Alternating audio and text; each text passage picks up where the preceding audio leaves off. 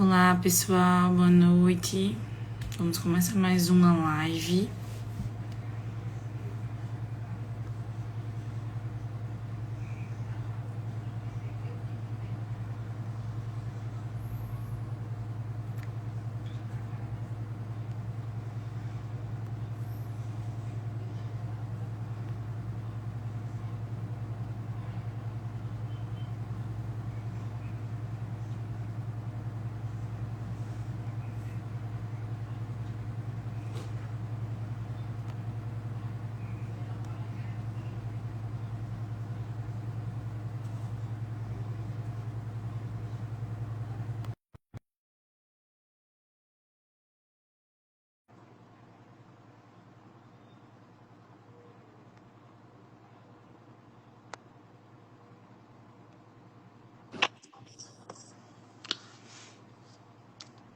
Tudo bem?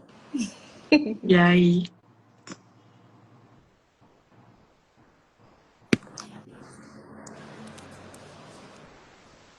Eu vou avisar o professor que a gente está esperando ele. Só um segundo.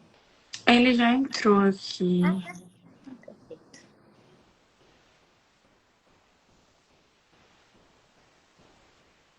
Você adiciona ele? Uhum. Tá bom.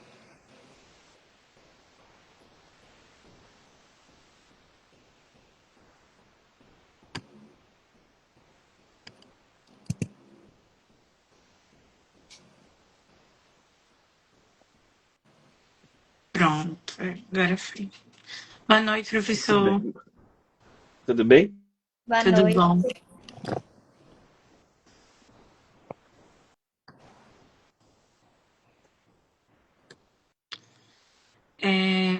Podemos iniciar, né, Laís? Podemos. Eu vou compartilhar. Enquanto a gente vai iniciando aqui, eu vou compartilhando o link da live para o pessoal começar a entrar. E Perfeito. a gente já pode dar início, sim. Sem problema. Vou só esperar você voltar aqui pra gente. Eu saí? É porque você tá sem imagem. Engraçado, pera. Algum erro?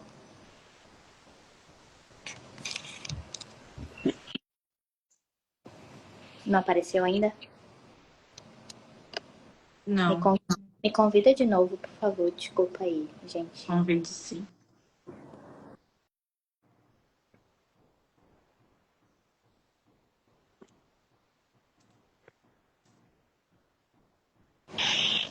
Pronto, pra você. Voltei.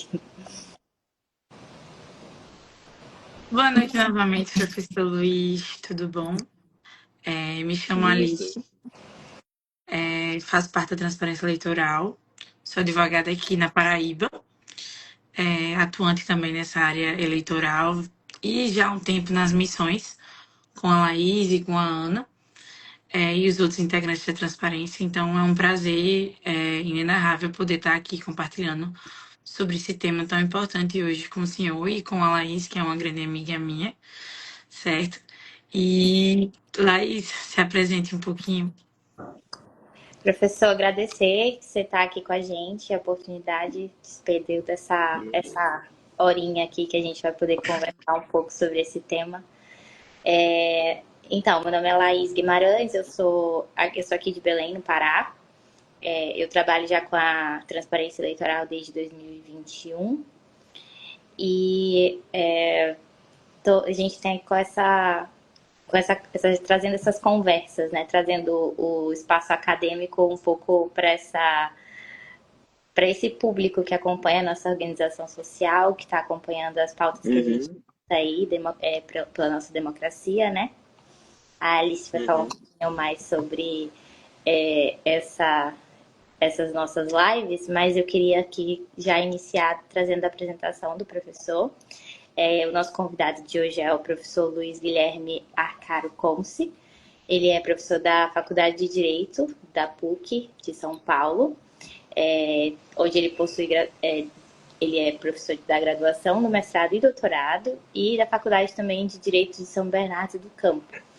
Então, onde ele atua nos programas de graduação e mestrado. Então, professor, se eu tiver, por favor, perdão se eu tiver esquecido alguma coisa, se você quiser falar um pouquinho da sua atuação, das suas pesquisas e tudo mais, fica à vontade. Não, não esqueceu nada, tá ótimo. Obrigado pelo convite. Bom, como vocês disseram, eu sou professor, eu tenho atividade acadêmica, ou seja, de docência, pesquisa, e meu campo de pesquisa é especialmente, digamos, no plano espacial América Latina, e nos últimos anos eu venho trabalhando com o tema da, da queda de qualidade das democracias na região e trabalhando principalmente com as instituições, né? Anteriormente eu trabalhei com direitos, sistema interamericano e nos últimos anos eu venho trabalhando com instituições, né? Especialmente nos últimos anos a questão da qualidade das democracias e também o tema dos presidencialismos latino-americanos, como eles se apresentam, as semelhanças, diferenças e a limitação, digamos, de percebê-los somente como presidencialismos semelhantes que ostentam presidentes poderosos, né? Muito mais do que isso. Nós estamos lançando um livro aí nos próximos dias sobre isso. Depois eu mando para vocês. Ótimo. Perfeito, professor. Só para saudar aqui o público, novamente, boa noite, pessoal. Explicar um pouquinho do nosso projeto no Compasso Democrático e também explicar um pouquinho ao professor. No Compasso Democrático é um projeto que a Transparência Eleitoral Brasil ela criou, né? E aí é uma iniciativa criada com o propósito de ampliar e de dinamizar o debate público sobre os desafios da democracia contemporânea. A gente sabe que a democracia é um tema extremamente profundo, extremamente vasto, e, enfim, a gente tem muito o que falar e muito o que conversar. Então, o papel da transparência é tentar dinamizar esse assunto para que chegue ao público de uma forma mais mastigada, de uma forma que todo mundo consiga entender, porque democracia é tentar fazer que todo mundo entenda, não só aquele núcleozinho de pessoas. Então, novamente, professor, é um prazer ter o senhor aqui conosco nesse tema que é tão importante, né? A Laís vai dar uma introduzida no tema, mas que é tão importante e tão necessário nos dias de hoje. Então, gente, para iniciar a nossa conversa aqui, professor, eu vou trazer algumas questões, mas aí o senhor fica livre, fica à vontade para trazer reflexões para além disso também. E a gente vai conversando, né? A ideia é que seja mais uma conversa mesmo, para apresentar para esse nosso público. E trazendo um pouco da ideia desse tema, né? De trazer, por que trazer o semipresidencialismo como um tema a ser discutido aqui, por que ele importa para a nossa democracia, né? A nossa ideia aqui é explicar porque o Brasil ele vive num debate recorrente de reformas políticas, né? Todo ano que a gente vê tem sempre um tipo de mini reforma política que vai mexer um pouquinho com as nossas instituições, que muda um pouquinho as regras do jogo. A gente sabe que instituições, qualquer regrinha, qualquer coisinha que mexe já pode abalar um pouco as estruturas das instituições, né? Então, a gente entende que nesse cenário em que a gente está sempre falando sobre reformas políticas e institucionais, o semipresidencialismo ele é sempre um tópico que ressurge. A gente sempre ouve falar sobre ele e nem sempre a gente tem a oportunidade nesses debates políticos de Câmara, Poder Legislativo, Executivo e tudo mais, de fato se aprofundar e entender por que é algo que sempre volta, né? Então, o que a gente quer trazer aqui um pouco com a especialidade do professor para falar o que realmente significa esse sistema e quais as implicações práticas e democráticas de estar discutindo essa possibilidade de estar trazendo ele mesmo, sabe? Então, professor, para iniciar, a gente vai ter uma conversa aqui um pouco mais conceitual, né? Para o senhor explicar um pouco os fundamentos disso para a gente. E aí eu queria, assim, da parte que eu entendo sobre o semipresidencialismo, é aquele básico que geralmente costumam definir ele como uma combinação entre o presidencialismo e o parlamentarismo. Mas a gente queria entender do senhor, como especialista, que na prática existe realmente esse equilíbrio entre o executivo e o legislativo nessa mistura, ou geralmente tende para um lado a depender do país? E também entender um pouco para o nosso público compreender o que é esse presidencialismo e quais são as suas principais variações institucionais do sistema que a gente vive hoje. Tá, vamos lá. Acho que a primeira ponto de partida para a gente tem que ser o seguinte: todo o sistema de governo, sejam sistemas parlamentaristas, presidencialistas ou semipresidencialistas, nós devemos tratá-los como no plural. Ou seja, todo o sistema de governo, ele se propõe a organizar especialmente as relações entre o parlamento e o executivo, essencialmente, e por mais que usem os mesmos rótulos, sempre haverá uma adaptação para uma cultura constitucional, para determinada realidade que antecede a própria existência desse sistema. Por que eu estou dizendo isso? Porque quando nós tratamos de um sistema como o semipresidencialista no singular, dá-nos a impressão de que nós estamos falando de um sistema único, que tem o mesmo formato, em que, consequentemente, os resultados da sua existência serão os mesmos em qualquer lugar. Isso não é verdade, né? A doutrina comparatista, ela, de alguma forma, ao classificar os sistemas semipresidencialistas, usa três nuances. Os sistemas semipresidencialistas com protagonismo presidencial, os sistemas semipresidencialistas com protagonismo parlamentar e uns sistemas em que haveria uma diarquia mais próxima. Então, um exemplo mais citado de sistema parlamentarista, semipresidencialista, desculpa, com protagonismo presidencial é o modelo francês. Um sistema com protagonismo parlamentar é o modelo austríaco, por exemplo.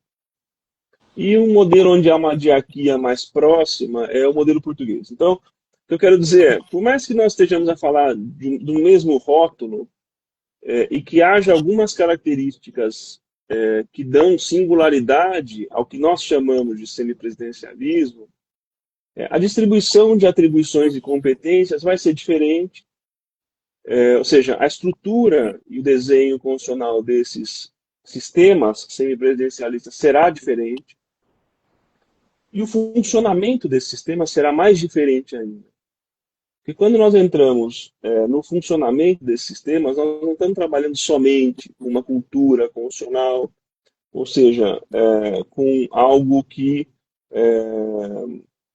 influencia a existência de um sistema de governo. Nós estamos trabalhando, por exemplo, com um sistema de partidos, com partidos mais institucionalizados, menos institucionalizados, um sistema menos fragmentado, mais fragmentado, um sistema onde os partidos são mais corporativos, menos corporativos. Ou seja, tem muitas questões que dizem respeito a, consequentemente, o funcionamento desse sistema. Como vocês bem disseram, né, a discussão sobre semipresidencialismo no Brasil sempre aparece em momentos de crise. Então, nós já temos um primeiro elemento importante, que não se discute, digamos, de forma legítima a mudança de um sistema de governo para solucionar uma crise, simplesmente.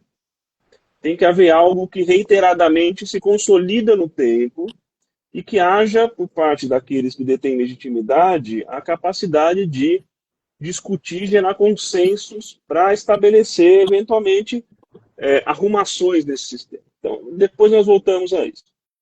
Tem algumas, digamos, quem está nos vendo, tem algumas características dos sistemas presidencialistas, semipresidencialistas, que são marcantes. Por exemplo, diferentemente dos sistemas parlamentaristas, é um sistema onde o presidente é eleito diretamente, né? Essa foi uma característica marcante que foi sendo construída, ou seja, há uma eleição para o presidente. Diferentemente dos sistemas presidencialistas, existe uma dualidade de vetos, ou seja, o parlamento pode vetar o gabinete, né, com um voto de censura, por exemplo, e, ao mesmo tempo, o presidente pode dissolver o parlamento ou uma das casas, cada sistema vai ter de um modo. Além disso, o sistema, consequentemente, ele tem uma mobilidade que é própria, ou seja, ele é um sistema que é pensado para ser mais elástico, como vocês disseram. Ele é um sistema que pode ser um momento mais presidencialista ou mais parlamentarista.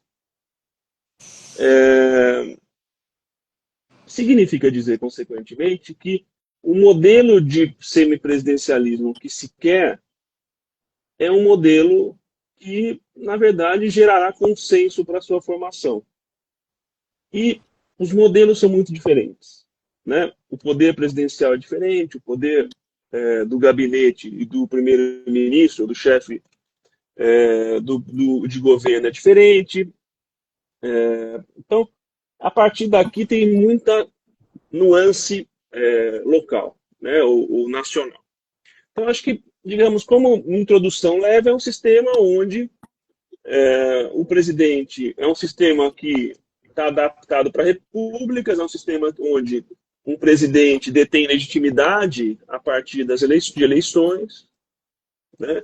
É um sistema onde existe um duplo sentido de legitimidade, porque não só o presidente a tem, mas o parlamento também tem, e essa cooperação que forma um governo entre eles, e esse governo ele existe e existirá enquanto houver certo consenso entre essas duas forças, né? Em linhas gerais, é isso. Qual a crítica que nós devemos fazer à existência ou à discussão que nós estamos tendo, ou que temos de forma esporádica no Brasil? Não é só que ela acontece só para resolver uma crise institucional momentânea e desaparece logo depois, né? O problema é que parece que, de alguma forma, aqueles que propõem a mudança de um sistema de governo, e mudar um sistema de governo como o nosso, né, que já tem 130 anos, né, digamos, de experiência, é algo muito, não perigoso, mas muito impactante. A questão dentro do sistema presidencialista, há uma porção de mudanças que podem ser feitas de forma a mitigar o poder do parlamento ou mitigar o poder do presidente, criar dar outras características a um sistema presidencialista. Nesse trabalho que nós estamos publicando aí proximamente, a gente está discutindo exatamente isso, que é por que nós não podemos falar simplesmente num presidencialismo latino-americano se esses presidencialismos são tão diferentes, né? Então, inclusive, essa foi, há alguns anos, a minha posição quando a Transparência, a Ana me pediu para participar de uma audiência eu falei, olha, o que eu acho é que simplesmente se despreza a existência de uma cultura presidencialista, se despreza, digamos, a possibilidade de ajustar algumas peças algumas ferramentas do sistema presidencial, simplesmente para trocar por um modelo e transplantá-lo de outros lugares, esperando que isso resolva ou impacte positivamente, simplesmente porque nós temos uma referência. Naquele momento, a resposta que eu ouvi foi, bom, mas nós estamos trazendo de Portugal. Bom, mas isso não me convence, né? Isso não me convence. Que um sistema que existe em Portugal, que é uma mudança do modelo francês, que não é o primeiro, os finlandeses já tinham um modelo, todo mundo tem o seu modelo semipresidencialista. A questão é saber o seguinte, por que ele surgiu na França? Por que os portugueses levaram para Portugal. Só essa questão, que parece super teórica, mostra um problema fundamental, que é os franceses criam um sistema semipresidencialista para empoderar o executivo. Os portugueses criam um sistema semipresidencialista para fragilizar o abuso praticado pelo executivo ao tempo da ditadura Salazar. Só o nascimento dos dois sistemas mostra o quanto eles têm que ser diferentes. Ou seja, não, é algo muito simples, dizer, vamos trocar o sistema de governo. E o sistema de partido, e o modelo eleitoral. Ou seja, Sim. Tem uma ingenuidade de um lado e, quem sabe, uma má-fé de outro para simplesmente acreditar que essas mudanças impactam em culturas que já estão sedimentadas. É isso. Não é que nós não queremos manter os problemas do presidencialismo brasileiro. A questão é, o presidencialismo brasileiro pode ser muito mudado. E ele vem se transformando enormemente sem qualquer reforma. Essa é a verdade. Né? Ou seja, o presidencialismo brasileiro de 2025 não é o presidencialismo da década de 90 mais. O presidencialismo de 2025 não é o presidencialismo de 2015. Ou seja, quando a gente pensa de forma livre, digamos, essas propostas, no fundo, ou elas beiram a ingenuidade ou elas beiram a má-fé, porque racionalmente não me parece solução para nada isso. No caso brasileiro. Sim. Não sei se eu me alonguei demais, mas é que você me pediu para fazer uma pequena explicação. Não, foi ótimo, bem didático também, para trazer para a gente essa realidade de que não dá para ignorar eventos históricos, políticos que vão estar fundamentando a construção dessas instituições e desses sistemas como um todo, né? Os sistemas, eles vêm dessa necessidade de combater algo ou de tentar mudar alguma coisa, não por mudar, como o senhor trouxe pra gente, né? Mas geralmente por uma necessidade de algum acontecimento histórico-político. E aí, trazendo um pouquinho também, vou até aproveitar e roubar um pouco da fala que a Alice vai trazer um pouco mais pra frente, e falar que recente a gente teve uma live aqui no nosso canal do YouTube da Transparência Eleitoral com o professor José Álvaro Moisés. E ele falou um pouco sobre como que ele via que o presidencialismo de coalizão brasileiro ele já tinha colapsado. A gente não tinha, ele não consegue enxergar, assim, o ponto de vista que ele traz é que aquele presidencialismo de coalizão que a nossa teoria construiu e mostrou para os outros que funcionava, agora em 2025 não segue mais aquele mesmo funcionamento, né? Então, talvez hoje ele funcione, mas de uma outra forma, como o senhor bem trouxe, né? Então, eu ia falar também um pouco sobre essa questão que o senhor destacou de trazer o semipresidencialismo em momentos de crise. Em momentos de crise, a gente traz diversas opções para vamos mudar tudo, porque tudo é o problema, né? Ninguém pensa em mudar só o que está errado e tudo mais.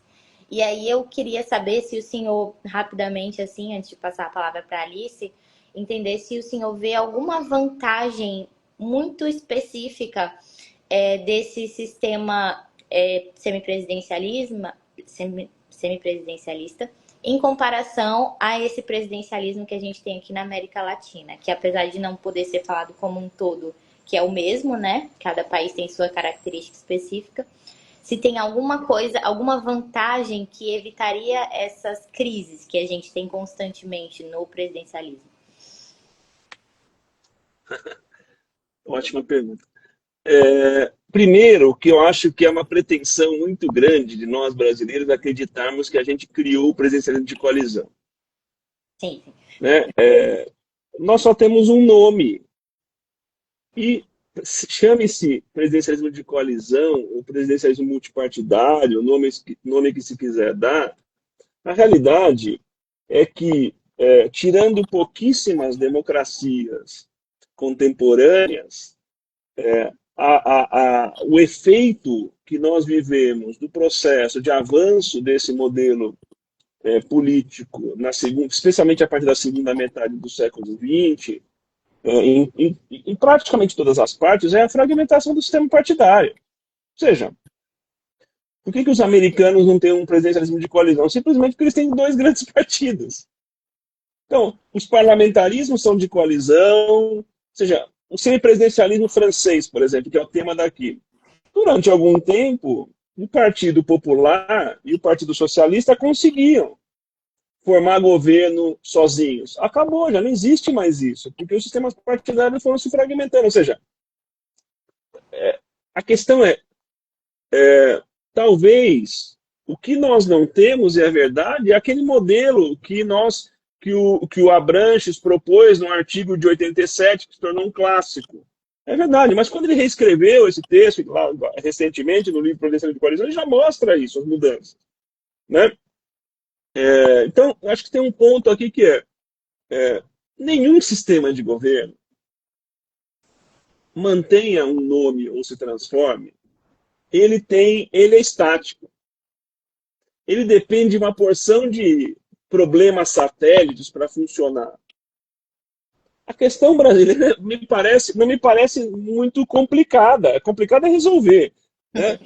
Ou seja, nós acadêmicos temos uma facilidade de vida enorme, porque a gente descreve muito mais do que resolve. Então, descrever não me parece complicado. A questão nós usamos nos últimos, especialmente na última década, ferramentas voltadas justamente para mitigar o poder presidencial.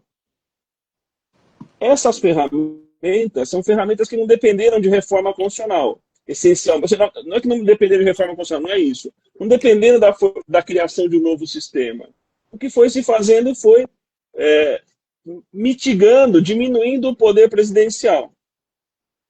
Por isso que eu digo, e aliás, essa foi a minha fala, inclusive, lá nessa comissão. Eu falei, olha, se o parlamento quer diminuir o poder presidencial, não precisa criar semipresidencialismo, é só mudar o presidencialismo. E é o que está acontecendo. Ou seja, o que nós estamos vendo aqui, especialmente desde 2014, 2015, existe um empoderamento parlamentar no Brasil. É um empoderamento que vai construindo um sistema não racionalizado, esse é o problema, né? Porque, digamos, os italianos tinham um parlamentarismo super instável, até recentemente. O que eles vieram fazendo? Eles vieram racionalizando o sistema. A questão é que o nosso sistema está se transformando sem racionalização. E o que nós estamos criando, na verdade, e esse me parece o principal problema. O principal problema é que nós temos um ator que é próprio de qualquer sistema de governo, que é o parlamento, que se empoderou sem se responsabilizar. Esse é o problema fundamental do presidencialismo brasileiro. Ou seja, não houve só empoderamento parlamentar. Então, vamos criar o parlamentarismo. Muito bem, se criar um parlamentarismo sem responsabilidade parlamentar, nós não vamos ter resultado nenhum. A questão nós temos um sistema presidencialista onde o parlamento não tem responsabilidade. É isso, esse é o problema do presidencialismo brasileiro.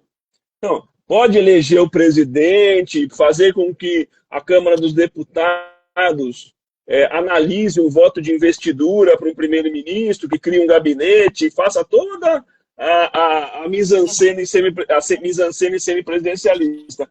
Na forma como nós temos hoje a relação entre parlamento e executivo, onde só um poder tem responsabilidade e o outro não tem, esse é o grande problema, né? O efeito vai ser malévolo, ou seja, nós não vamos transformar para o bem, porque também essa reiteração, precisamos reformar, reforma. Essa também é uma busca incessante por a gente não sabe o quê, né? Precisamos de reformas, o Brasil carece de reforma. Mas que reforma, gente? A gente quer reformar para quê? Para melhorar, para piorar, reforma institucional, direito. Esse mantra da reforma também, eu acho que já está, digamos, um pouco esgotado, né? Nós precisamos, na verdade, efetivar transformações. Não estou respondendo, mas eu estou problematizando, né?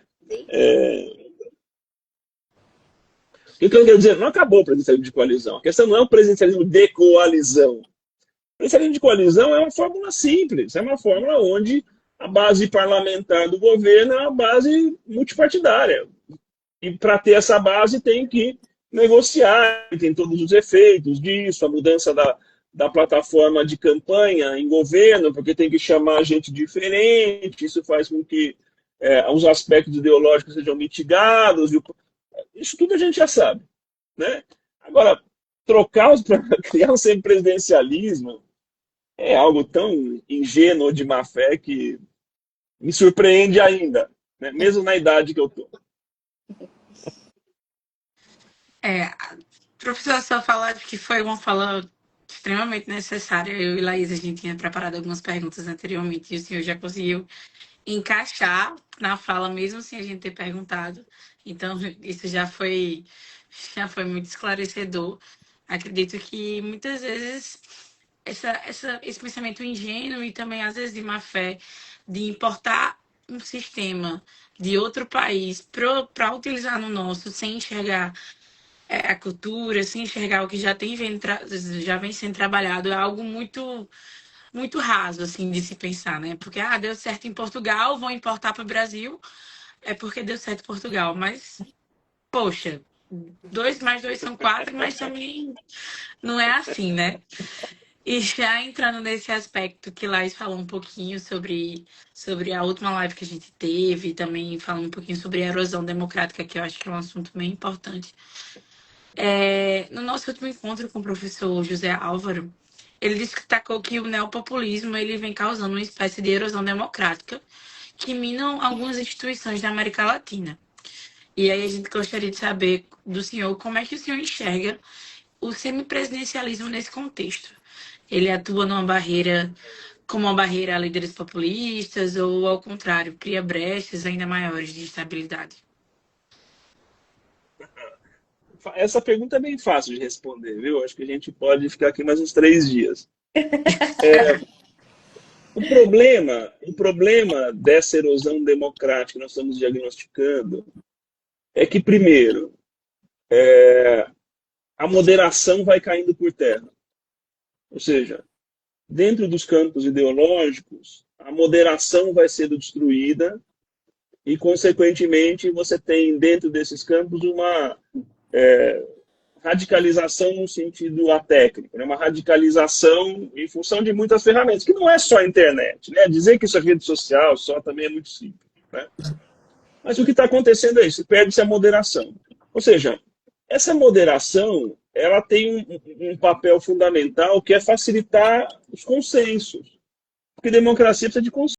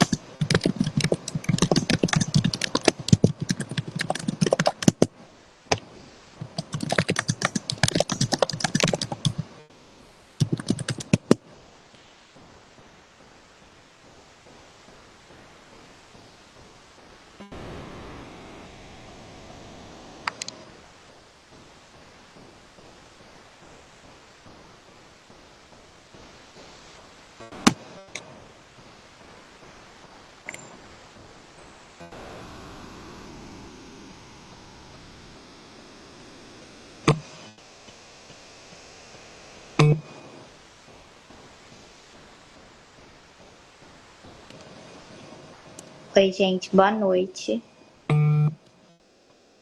A gente teve aqui um problema técnico. Só um segundo. Eu tô aceitando o professor aqui. Carregando.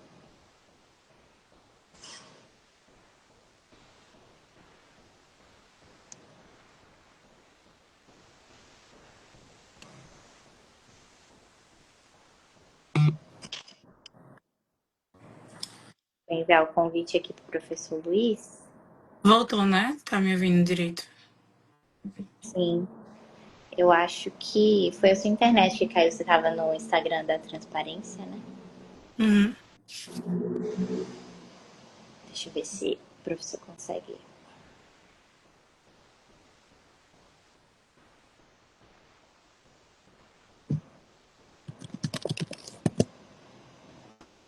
Engraçado, porque tá parecendo que ele não tá conseguindo entrar. Mas eu tô aceitando aqui. Deixa eu convidar ele. Entrou. Aqui, professor. Acho que Peço agora foi. desculpas. Peço desculpas pelo problema técnico aqui que a gente enfrentou. Mas falávamos sobre a questão de como a erosão da democracia e das instituições, né? Ela vai acontecer independente do neopopulismo, né? Se eu não me engano, era nessa parte que a gente estava. Que o populismo é essa forma de... Eu trazia que ele era uma forma de fazer política, né?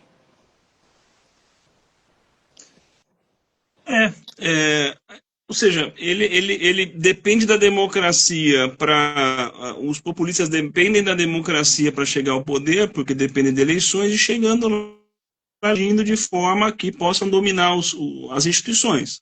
Ou seja, porque são autocratas os populistas. Eles não querem o controle judicial, o controle parlamentar, o controle das universidades ou da imprensa. E o que eles vão fazer é minar as instâncias de controle, né? Consequentemente, parte do problema está com os populistas, mas não só, né? Mesmo democracias, digamos, estáveis, não tem só nos populistas os seus problemas, né? Tem problemas, digamos,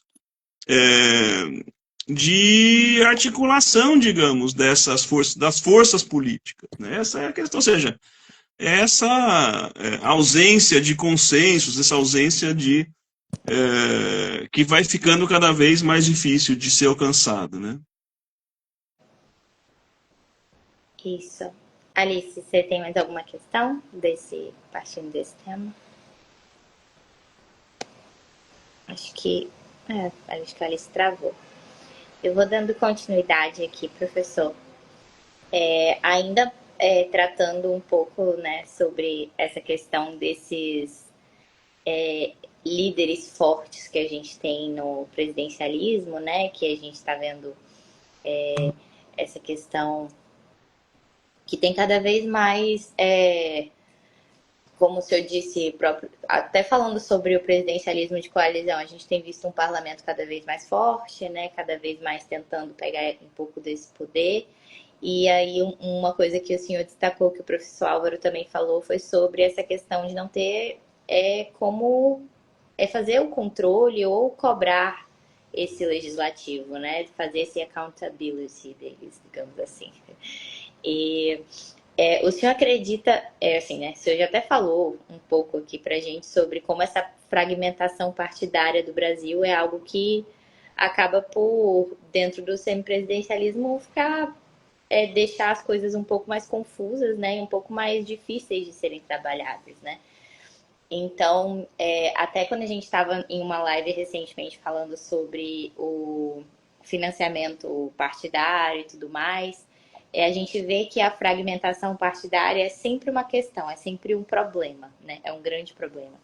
No Brasil, infelizmente, a gente tem essa cultura, para quem acredita em partidos, né? Para quem acredita que eles fortes, né? De fato, trazem algo bom para a gente vê que essa fragmentação ela é sempre trazida como um grande desafio para institucionalizar os partidos, para a gente de fato ter alguma coisa sólida com que contar, né? A gente chegou a um ponto no Brasil que a gente contava com 35 partidos e não dá para... Não temos tantas ideologias, né? Como vários estudiosos já destacaram. Então, o senhor entende que partindo dessa ideia de que o Brasil tem essa fragmentação partidária muito grande, funciona, tipo, de imediato o semipresidencialismo já teria uma barreira ou um desafio muito grande de tentar, né, lidar com tantos partidos. O senhor entende que isso agravaria as crises políticas, considerando a cultura que a gente tem, ou tenderia a produzir uma lógica de barganhas entre executivo e legislativo? Como que o senhor vê, assim, tipo, assim, né? Já falamos aqui que não a resolução do problema não é mudar, mas caso fosse aprofundar essa discussão sobre essa mudança, como que ficaria essa fragmentação partidária nessa mudança? Eu acho que a questão fundamental aqui não é a fragmentação. A fragmentação é uma decorrência do problema. É um pouco natural que num processo de redemocratização como o que nós vivemos na década de 80 para os 90, exista a possibilidade do surgimento de novas agremiações partidárias que tragam, digamos, propostas mais específicas do que, ao invés de grandes agremiações ou agremiações genéricas. Esse não é o problema. O problema é que nós multiplicamos o número de partidos sem que necessariamente nós tivéssemos resolvido problemas como você diz, institucionalização de partidos, solucionar a ausência de democracia interna nesses partidos, criar mecanismos de enraizamento desses partidos, enraizamento social, ou seja, fazer com que os partidos cheguem àqueles que são os eleitores. Ou seja, grande parte do problema dos partidos se dá em função, justamente, não só do número deles. O número de partidos ele impacta muito na governabilidade, principalmente. Ou seja, governos como o segundo mandato Lula, o primeiro mandato Dilma e o segundo, são governos que lutaram incessantemente para manter uma base completamente assimétrica, muito diversa, né? Ou seja, diagnosticar o problema brasileiro só na fragmentação partidária não é possível. Nós precisamos, na verdade, fazer com que esses partidos cheguem na base. Por que eu estou dizendo isso? Porque nós temos, por exemplo, países ou estados nacionais onde há um número de partidos maior que no Brasil, mas há mecanismos de contenção. Um desses mecanismos muito importante é a cláusula de desempenho. Mas ela é uma solução, digamos, acessória, porque a questão é, nós não estamos tocando na principal questão, que é na qualidade dos partidos. Nós estamos tocando muito na quantidade deles. E quando nós vamos, consequentemente, às pesquisas de opinião, né, sobre partidos, o Latino Barômetro faz isso há décadas, a gente vê que quando se coloca e classifica as instituições mais e menos confiáveis, os partidos estão, se não são as instituições menos confiáveis, ocupam os postos mais baixos. Por quê? Justamente porque eles não conseguem se encontrar com os eleitores, com seus filiados. Então, o que acontece é que os partidos claramente se oligarquizam, né? Decidem a partir de escolhas de pequenos colegiados, né? Sempre digo o seguinte, favorável ou não a determinado campo ideológico, né? Por exemplo, a direita liberal, um dos partidos que tinha, digamos, uma presença importante interna de negociação e consensos era o PSDB, e ele desapareceu do cenário.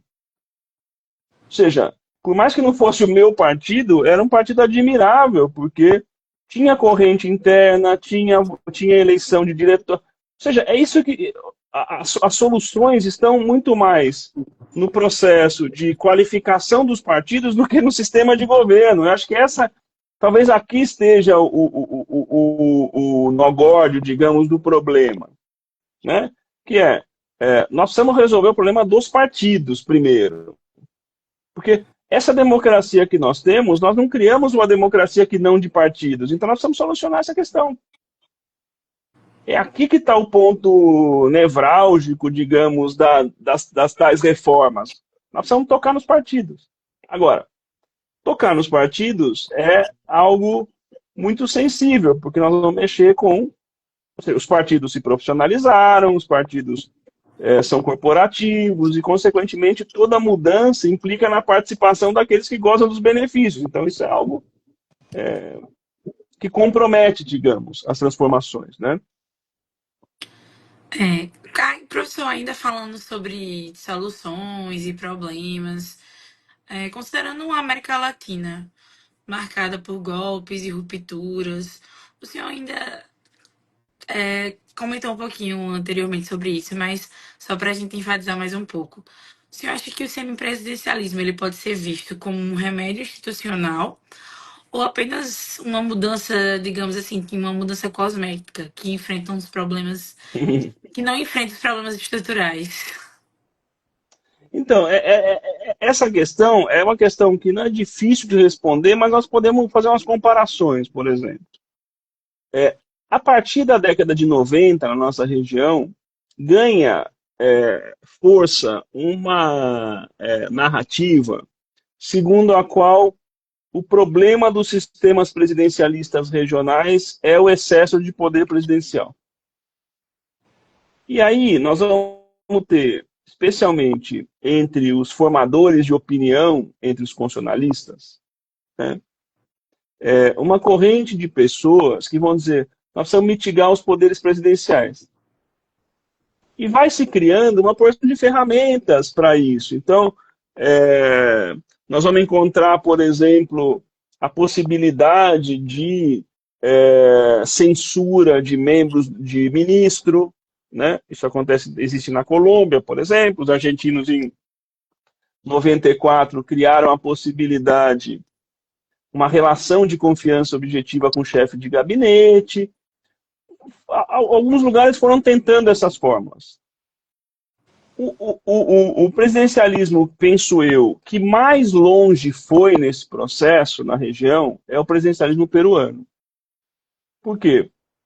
Porque no sistema, e o equatoriano também, porque no sistema peruano existem muitas ferramentas parlamentares, ou seja, é um sistema presidencialista com ferramentas parlamentaristas. Por exemplo, você tem a censura do chefe de gabinete, do primeiro-ministro. Existe um primeiro-ministro lá, que assessora o presidente. Ele pode ser censurado. O presidente, em determinada situação, tem a possibilidade de dissolver o Congresso, que é uma ferramenta parlamentarista. Essas são ferramentas que estão nos semipresidencialismos também. Então, o Peru talvez seja o maior laboratório para a gente fazer ou tentar responder a sua pergunta. E qual é o resultado do presidencialismo peruano? Qualitativamente péssimo. Porque está entre os estados, os sistemas políticos mais instáveis, os sistemas políticos menos confiáveis, no que diz respeito à relação cidadania, instituições estatais, né? E, consequentemente mostrando e exatamente chegando à sua resposta, que é que, sim, trocar o sistema de governo sem mexer em outras peças desse tabuleiro vai ser uma mudança puramente cosmética. Claro que isso não é uma defesa de superpoderes para os presidentes, né? E outras questões que nós pensamos desnecessárias. Não é isso. Mas domesticar e equilibrar, digamos, a relação parlamento-governo, sanar ou trazer resultados para o sistema partidário, são necessidades prementes para enfrentar esse problema, né? A Ana está dizendo aqui que não é um bom laboratório. Eu concordo que não.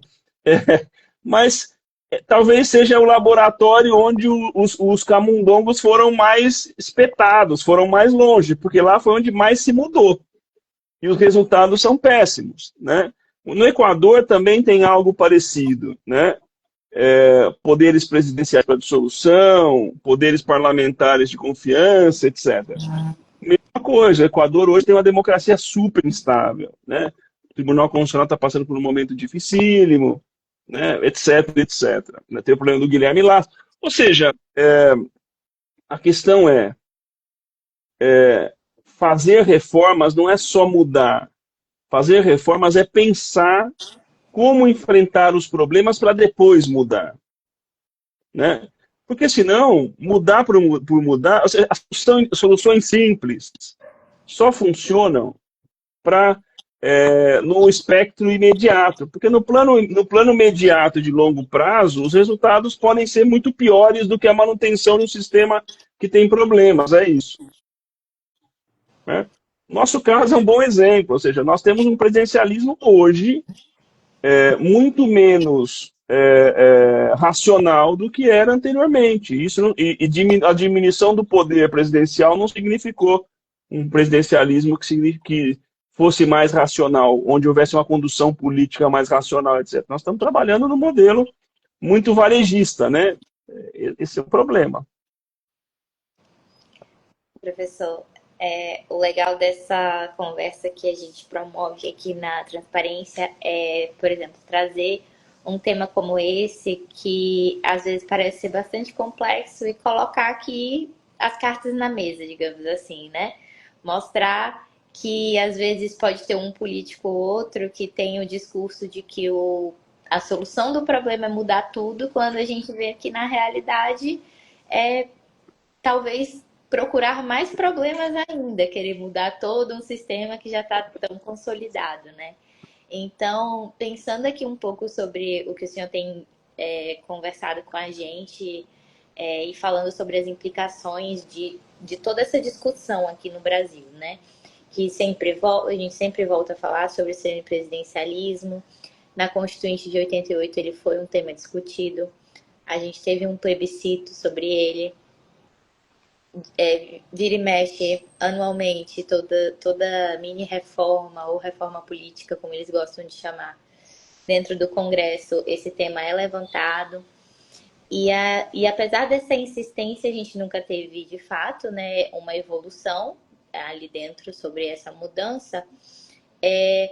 Mas eu queria entender do senhor se o senhor vê que, assim, partindo de uma outra ótica aqui, que a gente também leva muito em consideração, que é o papel do eleitor nisso tudo, né? A gente vê o discurso de um político, mas o papel como eleitor, como cidadão, eu vendo um discurso como esse sendo promovido e tudo mais, eu tenho que entender que papel o eleitor ainda teria, o voto dele. Ele teria o mesmo peso? O voto dele na definição de quem governa, de quem preside o país e tudo mais, esse poder de decisão, eu vou transferir ele para outra pessoa, eu vou transferir ele para o parlamento.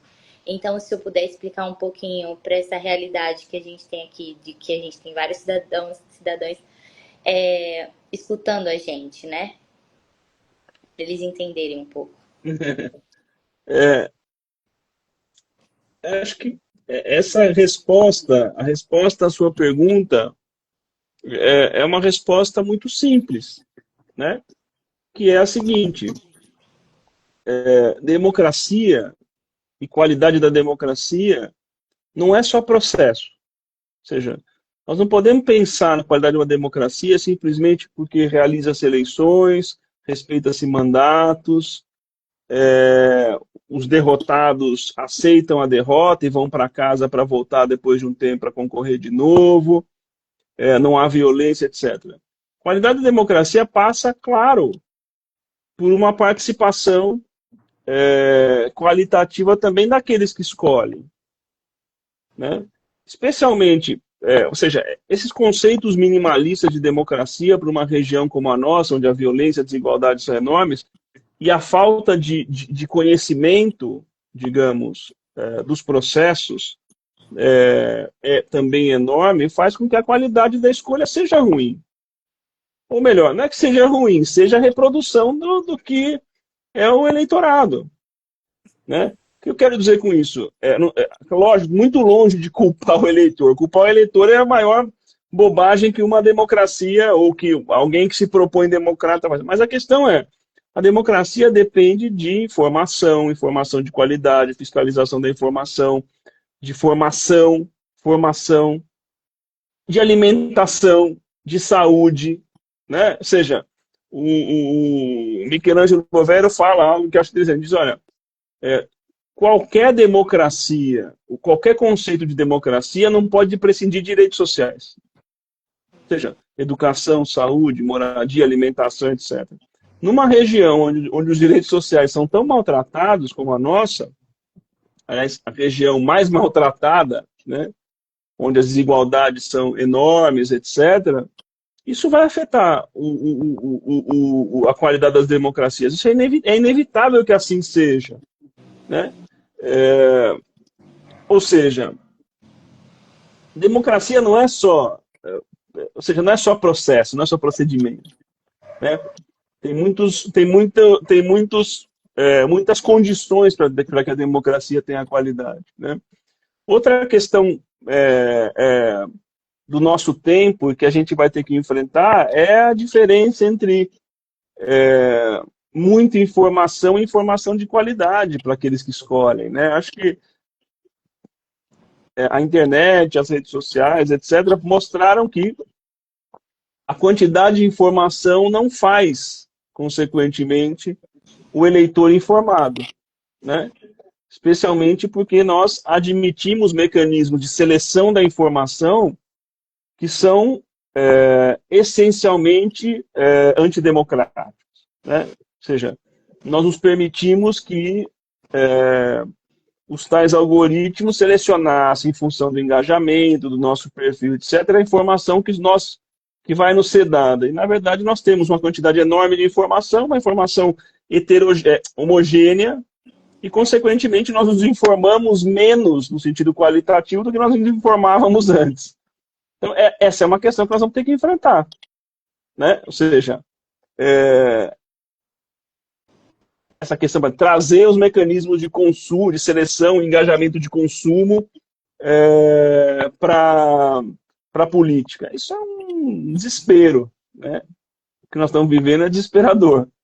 Então, assim, talvez da nossa conversa haja algumas questões que foram se mostrando muito mais importantes para o momento que nós vivemos do que trocar o sistema de governo, né?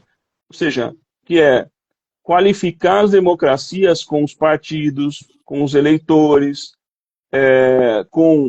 consequentemente, permitindo que os atores participem de uma forma mais qualitativa. Ou seja, a questão não passa pela transformação de um sistema de governo. Nós temos que ter partidos, instituições de controle, também muito mais produtivas e muito mais qualificadas. Então, aqui está a raiz, digamos, vocês que gostam de perguntar sobre o futuro, ou seja, o futuro é muito passado também, né? O futuro é o que a gente, de alguma forma, intui e sabe o que é necessário. A questão é vencer as barreiras, né? Professor, rapidinho, antes de eu passar a palavra para a Alice, para ela dar continuidade e seguir para o finalzinho da nossa live, só o que você estava falando, e me veio uma questão, até pensando um pouco sobre esse momento que a gente vive agora, em que a gente tem essa questão de crise entre os poderes, digamos assim. E eu fiquei pensando um pouco sobre como que o senhor, nas pesquisas que o senhor faz, até usando essa metodologia comparativa entre esses países que têm o semipresidencialismo como sistema, como que o senhor observa o equilíbrio entre os poderes? Porque a gente observa aqui no Brasil agora que a gente tem um grande ataque ao poder judiciário, um poder judiciário muito personalizado, que não é o ideal, né? A ideia é que o Poder Judiciário ele seja uma instituição forte, despersonalizada e tudo mais. Então, O senhor observa que as crises ou as disputas políticas nesses países de semipresidencialistas, elas ficam mais restritas ao executivo, legislativo, ou tem também, talvez, essa judicialização política que a gente tem aqui, que nem sempre é ruim, mas algumas vezes necessária, mas pode, em alguns casos, ultrapassar algumas linhas? Se o senhor puder comentar um pouquinho sobre isso. Claro. Me parece inegável que, para começar essa questão, me parece inegável que o modelo institucional que nós desenhamos a partir da última transição democrática é um modelo institucional onde o Poder Judiciário é um ator fundamental e central no campo da política. É isso. O Ministério Público e o Poder Judiciário saíram super empoderados do processo constituinte e no processo pós-constituinte continuaram a se empoderar.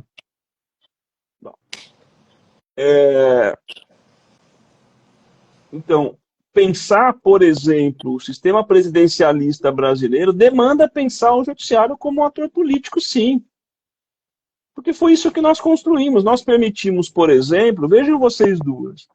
Vejam, nós criamos um sistema, por exemplo, de acesso ao Supremo Tribunal Federal, onde qualquer deputado ou senador de qualquer partido com representação no Congresso Nacional, não tem 5%, 10%, 20%. Qualquer deputado singularmente pode levar uma matéria discutida e aprovada sob consenso no Congresso Nacional, que foi sancionada ou votou, leva para o Supremo. Esse é o desenho que nós fizemos.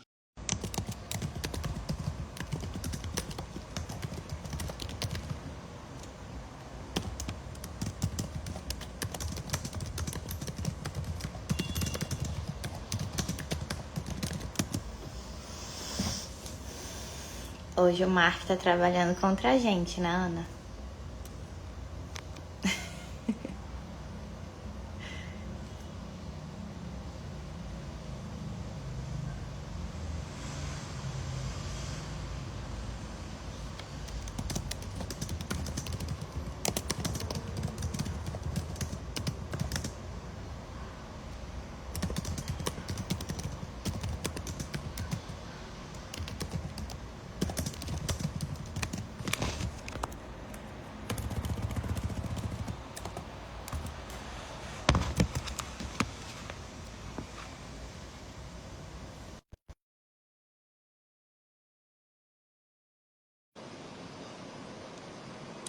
Alice, eu tô te aceitando aqui, vê se vai. Entrou. Ai, amigo pobre. Tem um dia de paz. Gente, eu não sei o que tá acontecendo. Acho que o Instagram tá sabotando a gente hoje. Professor, a gente culpou a internet da Alice da primeira vez que caiu, mas eu tô achando que é o Instagram que tá sabotando a gente. Pode ser, né? Muita democracia sendo discutida. As Big Techs não estão aguentando tanto democracia. Acho que a palavra democracia dela, ela tá batendo demais no coração das pessoas. A gente vai aproveitar aqui, a Alice vai fazer a nossa pergunta final aqui pra gente seguir pro encerramento, né? A gente já fez o senhor entrar em 2 lives diferentes, terceira agora. Pedimos desculpa aí para essas questões técnicas, mas acho que o senhor deixou bem claro na última pergunta que eu fiz em relação a como o judiciário tem sim um papel político muito importante, né? Essencial, digamos assim, e como a gente tem que continuar discutindo ele e discutindo de fato como um player nesse jogo, e não tirar ele de campo e fingir que... Exatamente. Né? Exatamente. Então, agradecer muito a participação do senhor aqui com a gente. A gente vai unir essas 3 lives depois para poder disponibilizar elas numa integridade só. integralmente, né? E trazer aqui, entender o que o senhor acha aqui para a gente ir encerrando a nossa discussão. Como que o senhor entende que discutiu... Ah, amiga, pronto. A lista tinha travado, eu estava encerrando, mas aí você voltou, você encerra, que eu comecei. Professor, nem sei o que Laís falou, mas já falando de futuro, né, que o senhor até mencionou atrás. Só para a gente encerrar, o senhor acha que o semipresidencialismo é uma solução realista para os problemas da democracia brasileira hoje? Ou é apenas uma ideia de, talvez, algumas elites políticas que buscam controlar as crises de governabilidade? E, para finalizar, porque discutir o semipresidencialismo importa tanto ainda para o futuro da democracia brasileira? Eu acho que não importa. Isso não é um, Estão isso tentando não é um fazer. problema premente. Não, eu acho importante discutir o seguinte: por que que se quer discutir, por que que parcela da classe política quer discutir semipresidencialismo? E a razão é muito simples. Porque seria a forma mais fácil, né, de impactar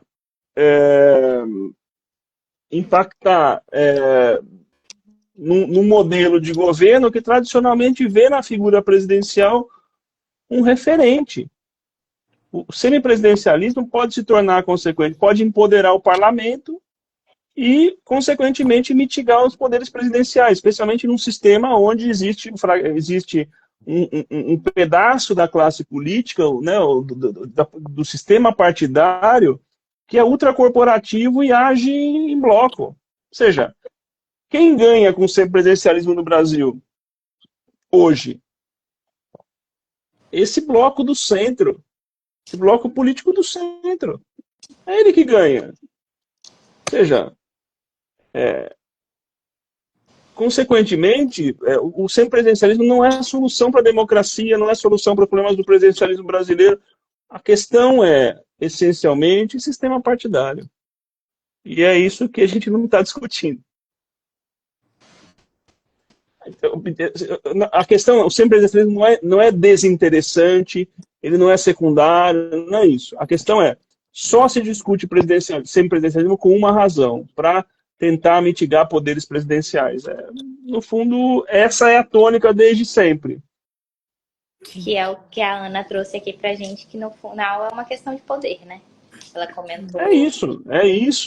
Não é melhor, não é melhora institucional, não é melhora das instituições, qualidade da democracia, etc. Não é isso.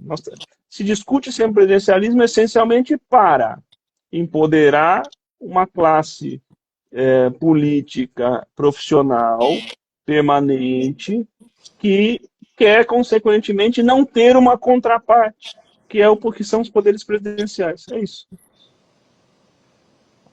Perfeito, professor, perfeito. Acho que todos os esclarecimentos feitos foram extremamente importantes e necessários para essa discussão que a gente trouxe aqui. É uma discussão que, como o senhor disse, não é muito buscada ainda, né, pelas pessoas, né, de primeira mão buscada o semipresencialismo, mas vem sido muito tratado, já que o judiciário tem levado tanta porrada nesses últimos tempos, e então existe essa coisa do partidário, das elites, e, enfim. Acho que a gente, como Transparência Eleitoral, a gente agradece muito todas as contribuições e falas feitas pelo senhor. E já passou do horário aqui, então não vamos tomar mais seu tempo. Então, muito, muito, muito obrigada. Acredito que foi um convite essencial, assim, foi a pessoa certa. Foi muito bom, particularmente já dizendo, discutir esse assunto com o senhor. Então, muito obrigada mesmo pela paciência das lives caídas, pelo tempo despendido e por essa aula, né? Porque realmente foi uma aula. Muito obrigada, professor, pela sua participação. Eu que agradeço. Discutir o semipresidencialismo é importante. A questão é, talvez seja mais importante discutir por que nós estamos discutindo o semipresidencialismo. Sim. Sim.